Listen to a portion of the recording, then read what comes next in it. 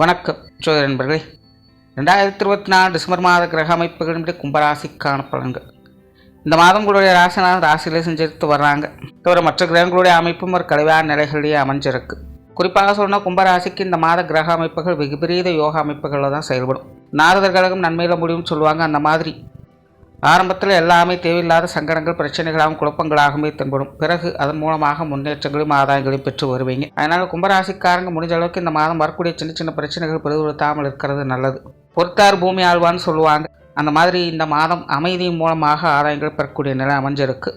ஒரு பக்கம் சுக சௌகரியங்கள், பொழுதுபோக்கு சார்ந்த விஷயங்களில் ஈடுபாடுகள், மனதிற்கு மகிழ்ச்சி தரக்கூடிய சின்ன சின்ன சமாச்சாரங்கள் என்று கும்பராசிக்காரங்க கலகலப்பான சூழ்நிலைகளையும் பார்த்து வருவாங்க. அதே நேரம் தேவையில்லாத சங்கடங்கள், சண்டை சச்சரவுகள், முன்கோபங்கள் போன்ற விஷயங்களால் மனஸ்தாபங்கள் போன்ற விஷயங்களும் அப்போது வந்து போய்கிட்டே இருக்கும்.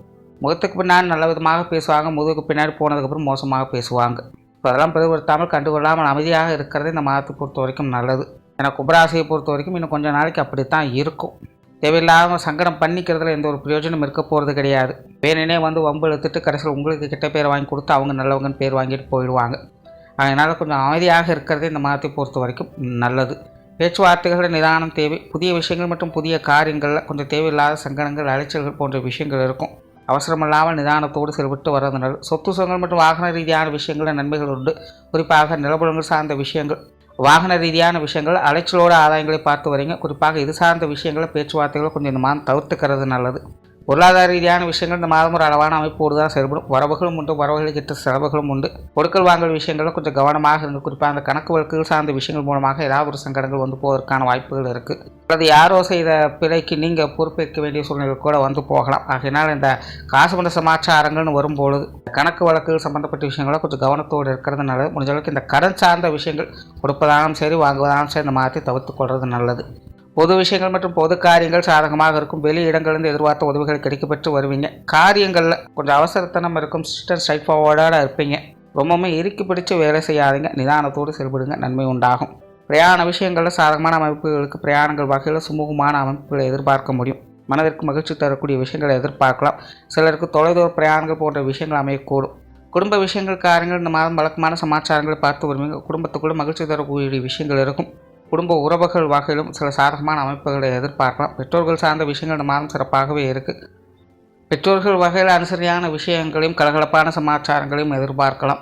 உடன்பிறப்புகள் சார்ந்த விஷயங்கள் இந்த மாதம் கொஞ்சம் பட்டுப்படாமலும் தான் இருக்கும். குறிப்பாக இளைய உடன்பிறப்புகள் சார்ந்த விஷயங்களை கொஞ்சம் கவனம் எடுத்துக்கங்க. இதுவாகவே உடன்பிறப்புகள் வகையில் சூழ்நிலை சந்தர்ப்பங்கள் அந்த மாதிரி கொஞ்சம் மனுசரித்து போய்க்கிறது நல்லது.